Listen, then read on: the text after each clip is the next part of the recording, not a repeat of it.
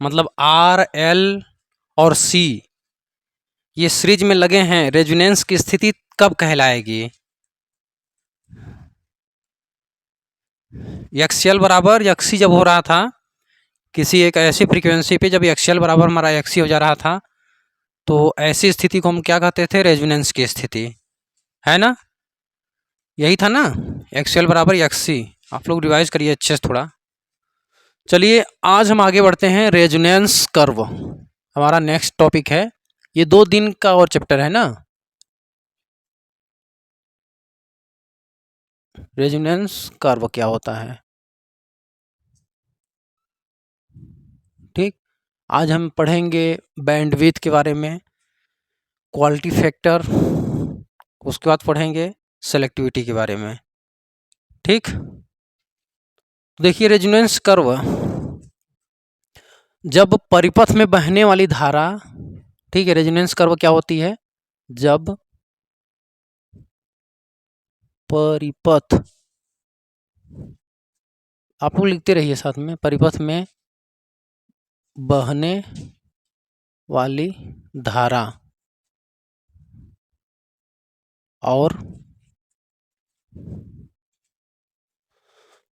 Frequency मतलब आवृत्ति के बीच ग्राफ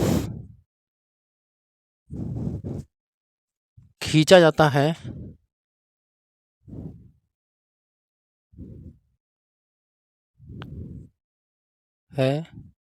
तो इसे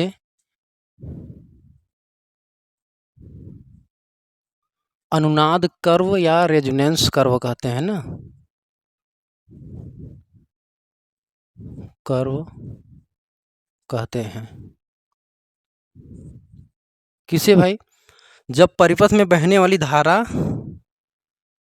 और परिपथ के फ्रीक्वेंसी के बीच ग्राफ खींचा जाता है तो हम ऐसे ग्राफ को क्या कहते हैं?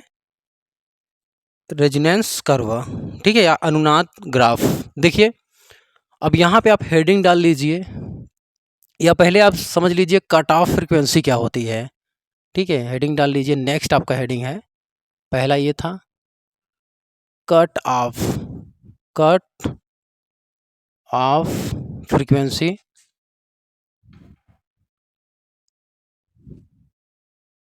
या हम इसे कहते हैं कॉर्नर फ्रीक्वेंसी, या हम इसे कहते हैं एज फ्रीक्वेंसी,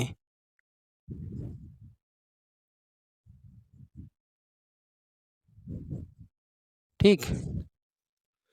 देखिए भाई, कट ऑफ फ्रीक्वेंसी या इसी को हम कहते हैं कॉर्नर फ्रीक्वेंसी, या हम इसे कहते हैं एज फ्रीक्वेंसी। ये क्या होती है, ध्यान दीजिए यहाँ पे। देखिए पिछला अगर क्लास समझ में आया होगा, ठीक है, तो आज बहुत ज़्यादा समझाने वाली क्लास नहीं है, बस देखिए ये किसकी बात हो रही है। अभी हम लोग पढ़ रहे हैं RLC सीरीज रेजोनेंस के लिए, ठीक है ना। तो देखिए यहाँ पे क्या होता था, हमारा करंट जो होता था मैक्सिमम होता था, है ना। और किस पे? ओमेगा आर, ओमेगा आर पे करंट मैक्सिमम कब हो रहा था? जब हमारी ये जो फ्रीक्वेंसी है, ये वाली फ्रीक्वेंसी, ठीक है, ये करंट का हम दिखा दे रहे हैं यहाँ पे, और यहाँ पे आपको मैक्सिमम करंट मिल रहा था। इस पॉइंट पे क्या मिल रहा था? आई मैक्स, ठीक है। और ये आई मैक्स कब मिल रहा था? जब हमारी ये फ्रीक्वेंसी जो है रेजोनेंस फ्रीक्वेंसी के बराबर होती थी।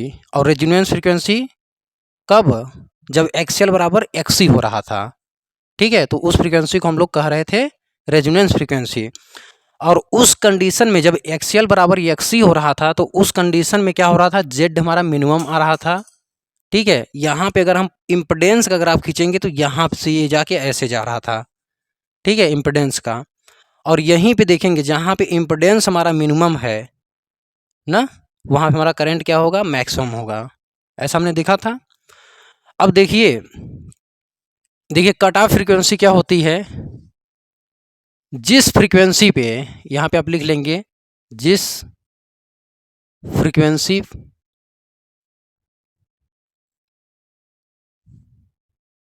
फ्रीक्वेंसी पे हमारी ये जो मैक्सिमम करंट है, ठीक है, जिस फ्रीक्वेंसी पे, ऐसे लिख लेंगे परिपथ में बहने वाली परिपथ में बहने वाली धारा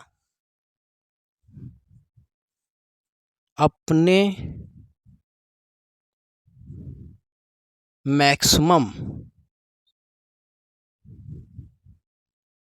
परिपथ में बहने वाली धारा, ठीक है, या इसी को हम इंग्लिश में करंट कहते हैं ना, पता है ना, अपने मैक्सिमम धारा मतलब आई मैक्स का 1/√2 गुना, ठीक है, गुना या 0.707 आई मैक्स हो जाए, तो ऐसी फ्रीक्वेंसी को, तो उस फ्रीक्वेंसी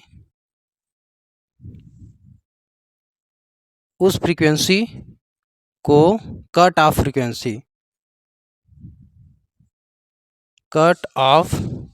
फ्रीक्वेंसी कहते हैं,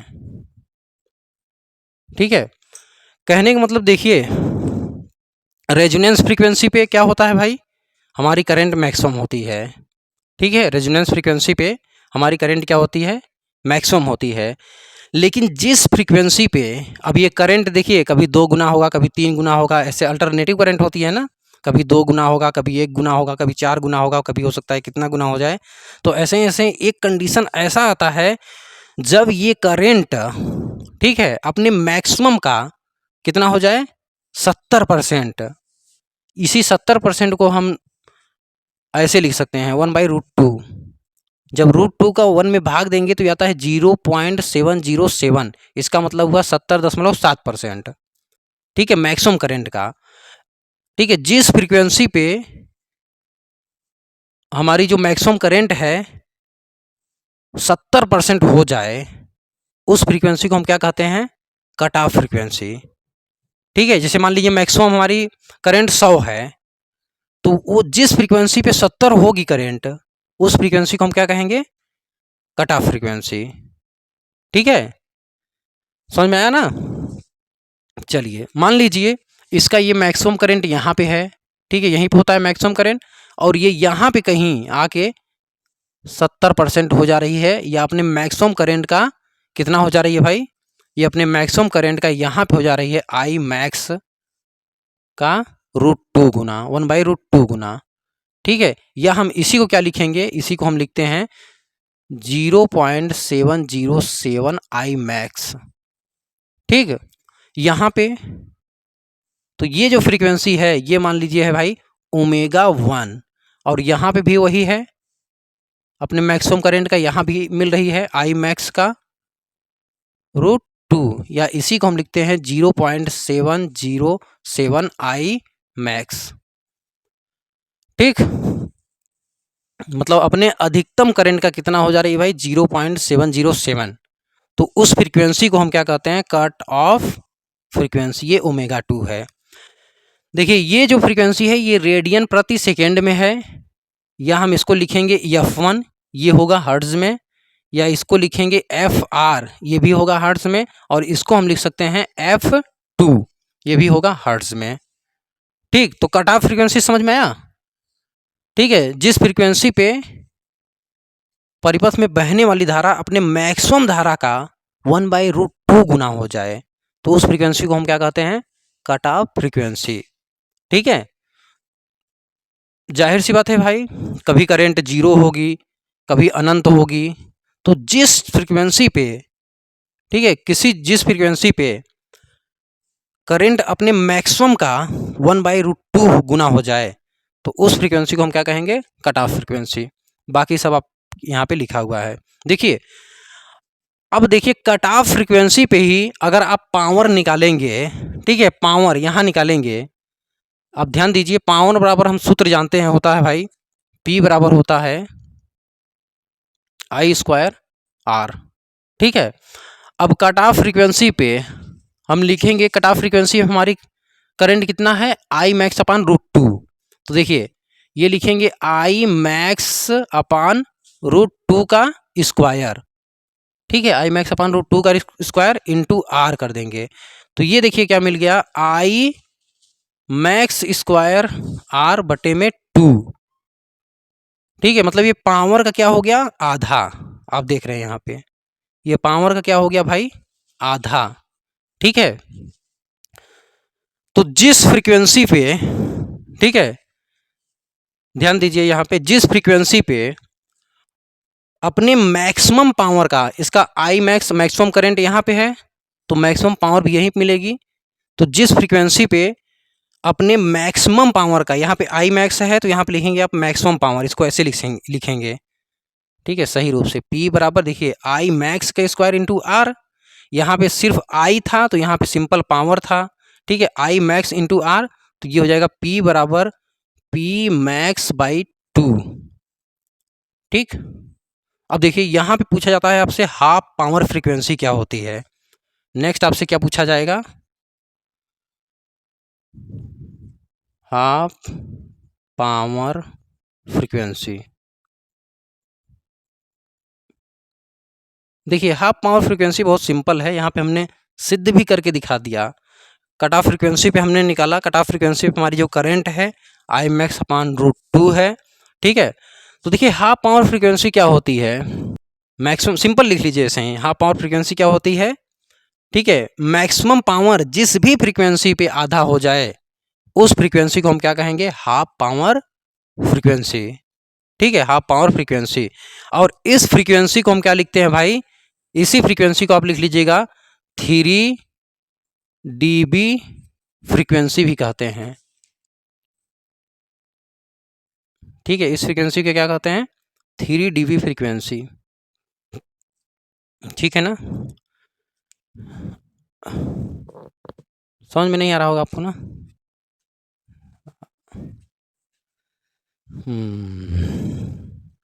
पहली बार आ रहे हैं ना ये सब, चलिए ठीक है। तो हाफ पावर फ्रीक्वेंसी समझ में आया, कट ऑफ फ्रीक्वेंसी समझ में आया, चलिए भाई। अब नेक्स्ट हेडिंग डालिए बैंड विथ, हाँ हेडिंग डालिए, लिखे नहीं हो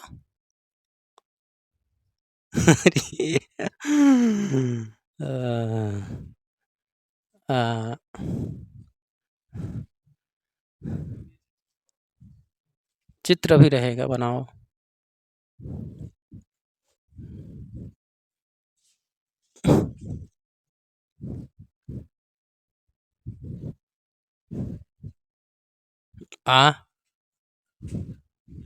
कट ऑफ फ्रीक्वेंसी में ऐसे लिख लेंगे, जहां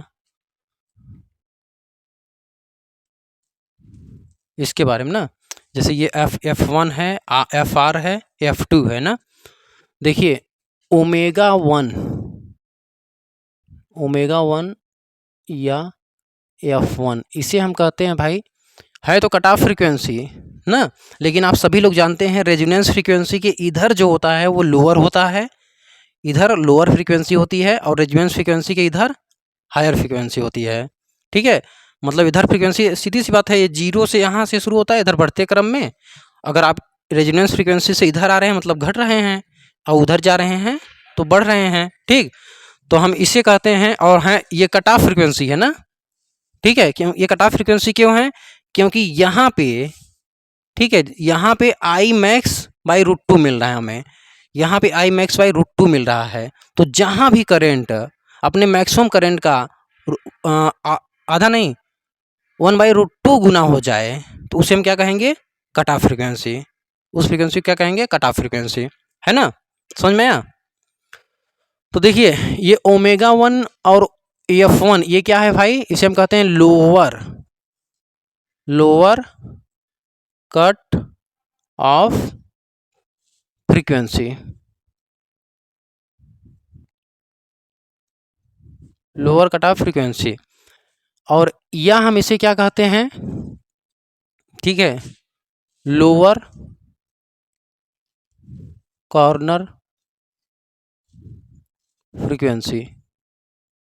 ठीक, और देखिए ये क्या है भाई, ओमेगा 2 लिख दे रहा हूं, और या F2, इसे हम कहेंगे अपर कट ऑफ फ्रीक्वेंसी।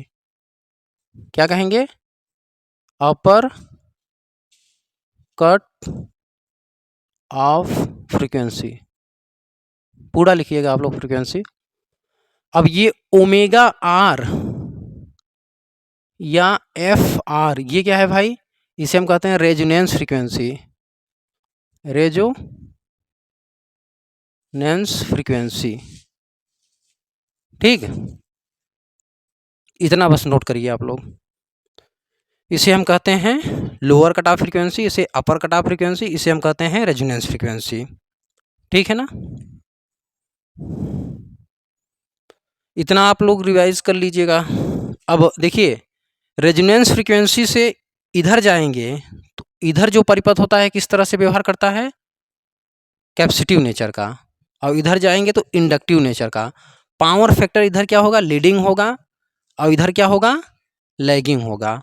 ठीक है, अगर कोई पूछ दिया भाई F1, अब F1 क्या है, इधर की फ्रीक्वेंसी है, तो लोअर कट ऑफ फ्रीक्वेंसी पे हमारा परिपथ किस तरह से बिहेव करेगा, तो आप पढ़े रहेंगे, पिछला वाला कंसेप्ट क्लियर रहेगा तो आप तुरंत समझ जाएंगे। अच्छा, एफ ओमेगा 1 पूछ रहा है, मतलब रेजोनेंस फ्रीक्वेंसी से कम फ्रीक्वेंसी पे है, तो हमारा जो परिपथ होता है वो कैपेसिटिव नेचर की तरह बिहेव करता है, और हमारा जो पावर फैक्टर होता है वो होता है लीडिंग।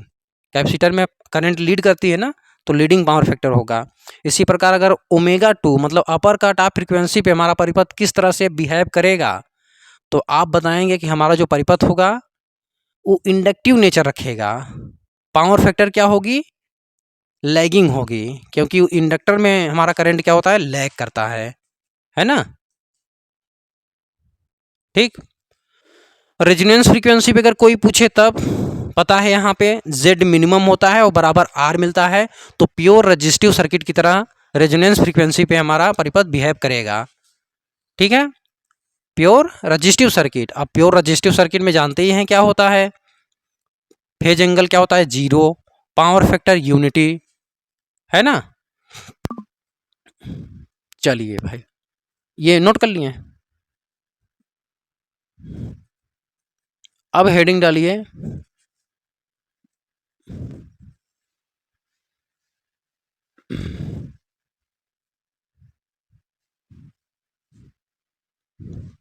अच्छा देखिए यहाँ पे जो कट ऑफ फ्रीक्वेंसी है आपकी, एक चीज़ और लिख लीजिए, eight cut off frequency.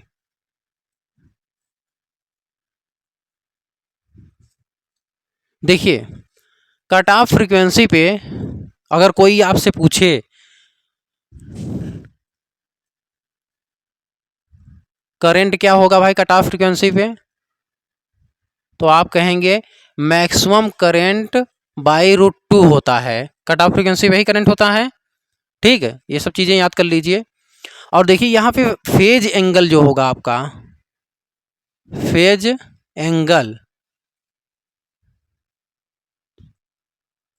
Angle जो होगा वो फाई, और फाई बराबर होता है 45 डिग्री।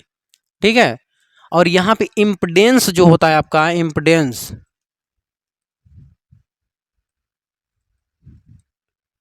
ठीक है, इम्पिडेंस, या पहले पावर फैक्टर लिख लेते हैं, इम्पिडेंस बाद में लिख लेंगे। पावर फैक्टर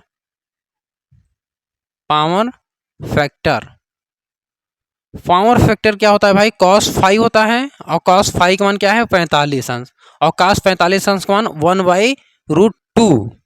ठीक है, 1/√2। अब ये 1/√2 लैगिंग होगा या लीडिंग होगा, तो हमारी कट ऑफ फ्रीक्वेंसी दो तरह की है, ओमेगा 1 है, ओमेगा 2 है। अगर कोई पूछेगा ओमेगा 1 पे कट ऑफ फ्रीक्वेंसी क्या होगा, तो आप कहेंगे ओमेगा 1 पे कट ऑफ फ्रीक्वेंसी 1/√2 तो होगा, लेकिन आप उसी में लगाएंगे लीडिंग होगा। ठीक है, इधर क्या होता है, लीडिंग होता है, इधर क्या होता है, लैगिंग। ठीक है, ये पिछले लेक्चर में हम लोग इसको बढ़िया से पढ़े थे, लैगिंग लीडिंग कैसे होता है ना। अगर कोई इधर पूछेगा तब क्या होगा भाई, इधर तो आ जाता है आपका इंडक्टिव नेचर, और इंडक्टर में हमारी करंट लैग करने लगती है। तो कोई पूछेगा ω2 पे कट ऑफ फ्रीक्वेंसी क्या होगा, तब आप क्या बताएंगे, 1/√2 लैगिंग। ठीक, कट ऑफ फ्रीक्वेंसी भी हमारा जो इम्पीडेंस होता है, इम्पीडेंस, ये Z बराबर होता है √2R। ठीक है, इम्पीडेंस Z बराबर क्या होता है, √2R होता ठीक। चलिए, इसमें यही इंपॉर्टेंट है ना। चलिए, इसको नोट कर लीजिए, फिर हम पढ़ते हैं आगे बैंडविड्थ। उसके बाद हम लोग क्या पढ़ेंगे भाई, क्वालिटी फैक्टर। फिर उसके बाद हम लोग पढ़ लेंगे क्या, सेलेक्टिविटी।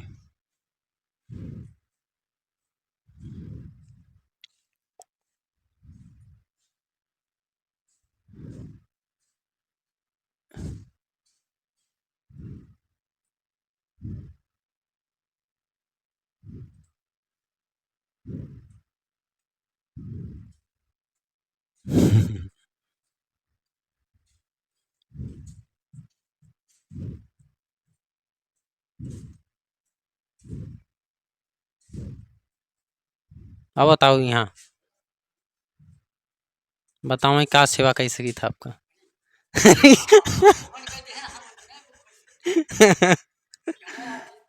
अरे काहे नहीं। तब आप कॉलेज के मतलब सर्वे सर्वा आदमी हैं।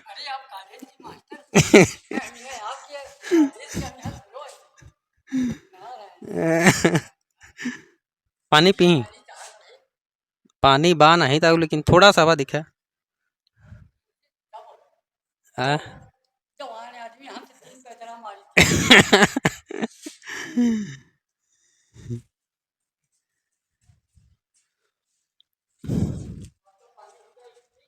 आ?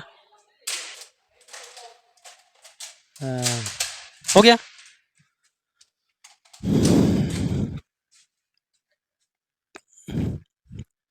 चलिए भाई, देखिए बैंड विथ क्या होता है।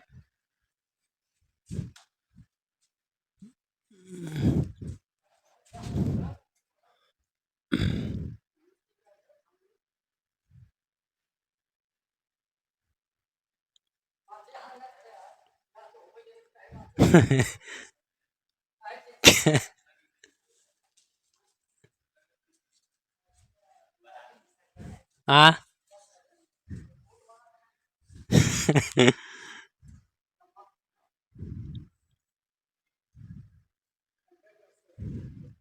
ठीक है, देखिए बैंडविथ क्या होता है भाई।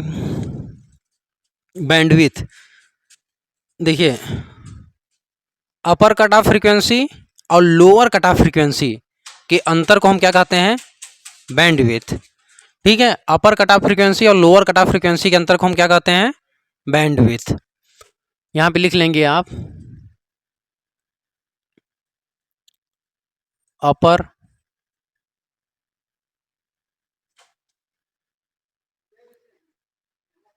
अपर कट ऑफ फ्रीक्वेंसी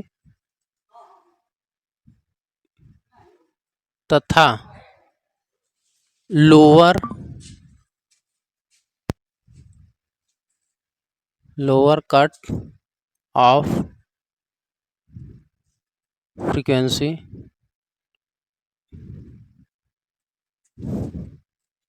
के अंतर को क्या कहते हैं, बैंडविथ।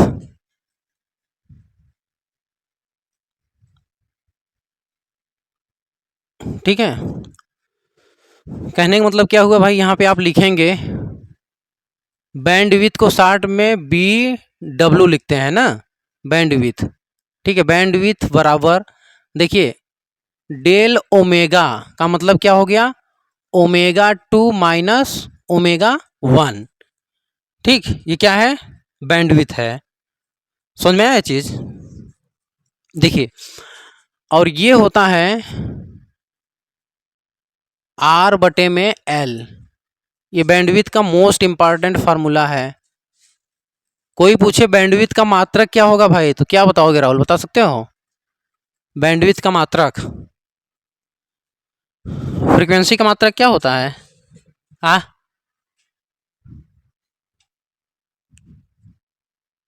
फ्रीक्वेंसी का मात्रक हर्ट्ज होता है ना।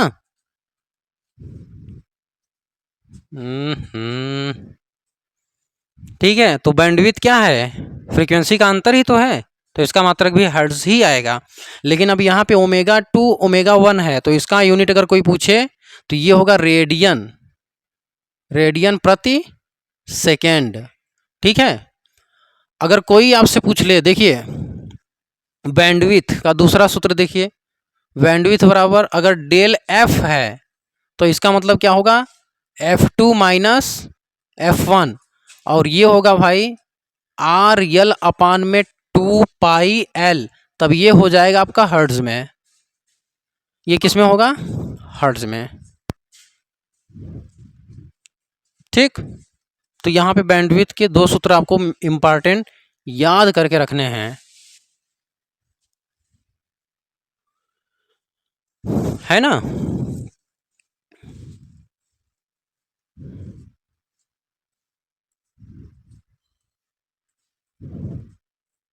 ठीक, नोट कर लीजिए।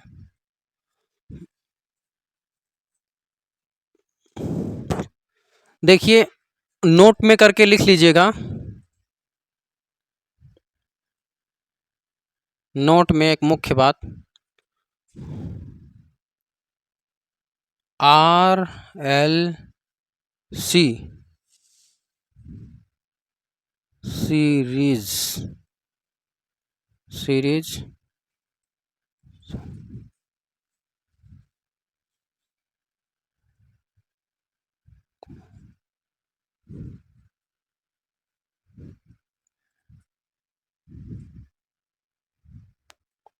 बैंड आर एल सी, देखिए R L C series resonance को band pass filter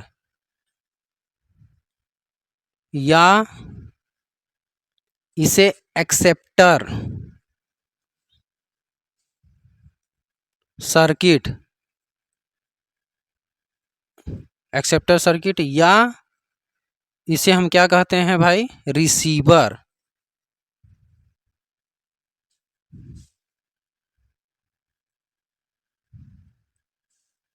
receiver circuit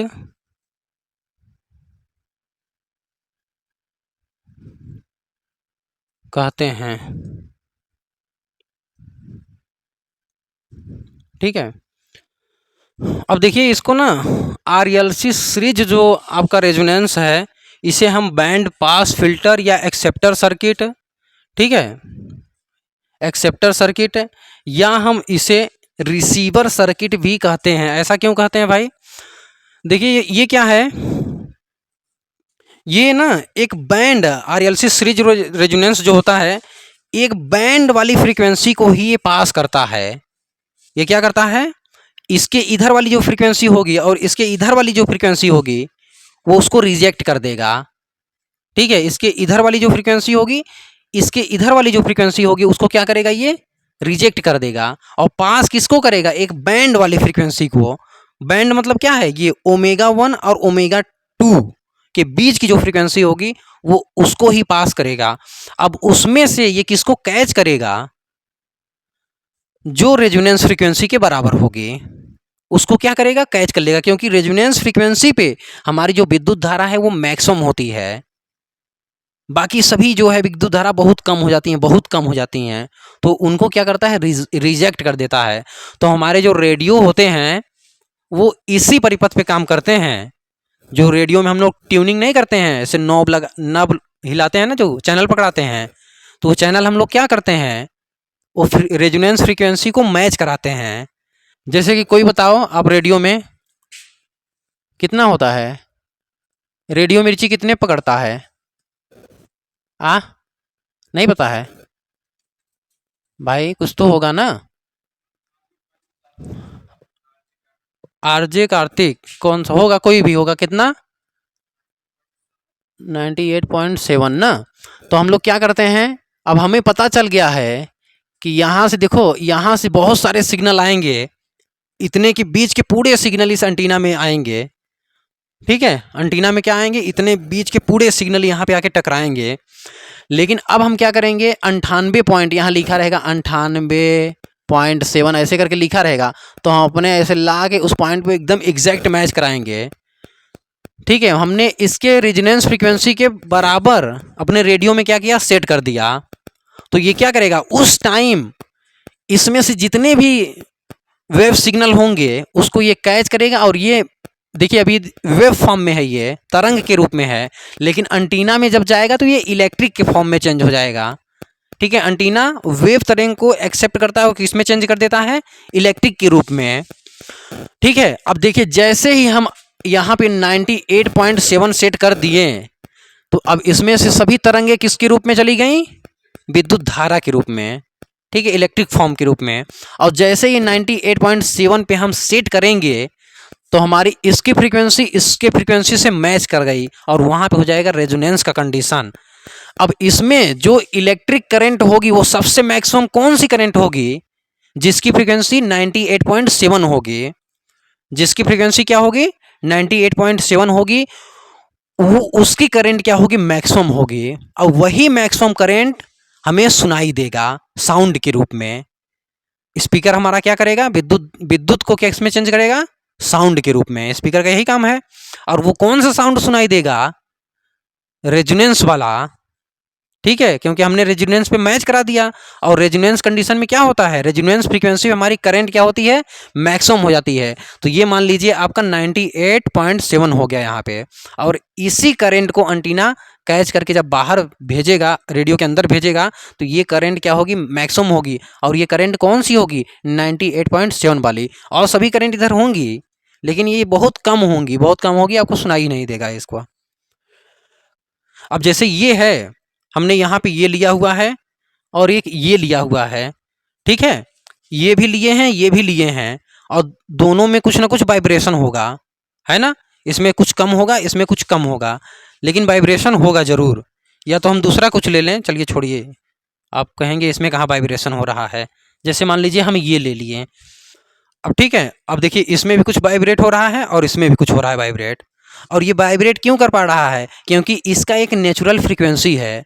जैसे आप पुल देखे होंगे, पुल भी वाइब्रेट करता है। जो चीज़ें वाइब्रेट कर रही हैं मतलब वो उसमें कुछ फ्रीक्वेंसी है, उस फ्रीक्वेंसी की वजह से वो वाइब्रेट कर रही हैं। ठीक है, जैसे ये, अब इसको मैं ऐसे रख के अब इधर से कोई बाहर से आवाज दूं या हवा चले बाहर से, अब ये वाइब्रेट क्यों किया, ये वाइब्रेट नहीं किया। ठीक है, इसका मतलब क्या हुआ, इसकी जो फ्रीक्वेंसी है हमारे इसके फ्रीक्वेंसी से मैच हो रही है, इसलिए ये वाइब्रेट कर पा रहा है। लेकिन ये क्या हुआ, ये मैच नहीं कर रहा था, इसलिए ये वाइब्रेट नहीं करा। अब यहाँ पे ये जो एग्जांपल है, ये मैकेनिकल इंजीनियरिंग का एग्जांपल है, फीटर वाले स्टूडेंट का एग्जांपल है। अब यहाँ पे ये क्यों, अच्छा जब ये फ्रीक्वेंसी हमारे इसके फ्रीक्वेंसी से मैच किया तो यहाँ पे क्या हुआ, ये वाइब्रेट करने लगा, है ना। क्यों वाइब्रेट करने लगा, क्योंकि फीटर में हम कहेंगे हमारे यहाँ इलेक्ट्रिकल में करंट बढ़ रहा था, लेकिन यही फीटर में क्या होगा, हम कहेंगे आयाम बढ़ गया। क्या बढ़ गया, आयाम बढ़ गया।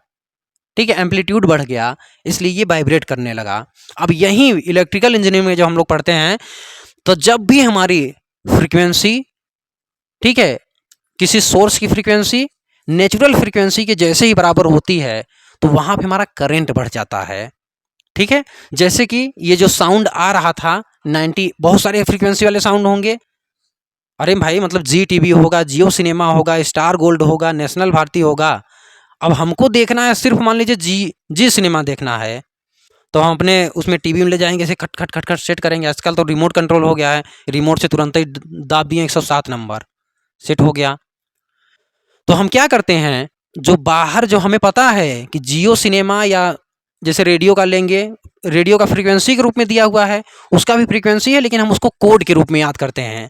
107 नंबर पे ये पकड़ेगा, क्योंकि चैनल वाला आपको बता दिया, या आप अपना मैन्युअली सेट कर लेते हैं। लेकिन आप जो मैच करवाते हैं वो फ्रीक्वेंसी को ही मैच करवाते हैं। लेकिन टीवी में हम क्या करते हैं, 1 नंबर पे ये कर दिए, 2 नंबर पे वो कर दिए, थोड़ा आसान हो जाता है, ठीक है। लेकिन पहले देखिए जो पुराने टीवी थे उसमें रिमोट कंट्रोल तो था नहीं, उसमें तो हम फ्रीक्वेंसी ही मैच कराते थे, खट खट खट खट, है ना। तो एक तरह से हम फ्रीक्वेंसी ही मैच कराते हैं। जैसे मान लीजिए अब हम अपने टीवी को, जियो सिनेमा को 1 नंबर पे सेट कर दिए हैं। अपने रिमोट में 1 नंबर जब दाबेंगे तो जियो सिनेमा पकड़ेगा। तो इसका मतलब क्या है, जियो सिनेमा की जो भी फ्रीक्वेंसी होगी हम अपने टीवी में 1 नंबर पे सेट कर दिए हैं। जियो सिनेमा की जो भी फ्रीक्वेंसी होगी नेचुरल, वो हमारे टीवी की 1 नंबर से मैच हो जाएगी। मतलब हम जब अपने टीवी में 1 नंबर लगाएंगे तो जियो सिनेमा वाली फ्रीक्वेंसी मैच होगी, है ना। अब जैसे ही फ्रीक्वेंसी मैच होगी तो यहाँ पे करंट हमारा तुरंत बढ़ जाएगा उस फ्रीक्वेंसी को, और फिर वही हमें बाहर सुनाई देगा। और बाकी सब करंट क्या होंगी, वीक हो जाएंगे। उसके बाहर की जो सिग्नलें होंगी वो बहुत ज़्यादा वीक हो जाएंगे। सिर्फ हमको कौन सी मैक्सिमम करंट मिलेगी, ये मान लीजिए जैसे 98.7 है, तो इसी फ्रीक्वेंसी पे हमारी करंट क्या होगी, मैक्सिमम होगी। और फिर वो क्या करेगा भाई, आपके ट्रांसड्यूसर लगे होते हैं, जैसे स्पीकर लगा है, उस मैक्सिमम करंट को ऐसे पकड़ेगा, स्पीकर में डालेगा, और वो स्पीकर फिर उसको ध्वन में चेंज करेगा। और जब ध्वन में चेंज करेगा तो आपको 98.7 वाली ध्वन सुनाई देगी बाहर, है ना। बाकी उसके आगे पीछे जितनी भी रहेंगे सब वीक सिग्नल हो जाएंगी, वो सुनाई ही नहीं देंगी आपको। तो समझ में आया ये चीज़ ना, बैंडविड्थ क्या होता है। तो ये किसकी तरह बिहेव करता है भाई, देखिए, band pass filter acceptor circuit की तरह और रिसीवर सर्किट की तरह, ठीक।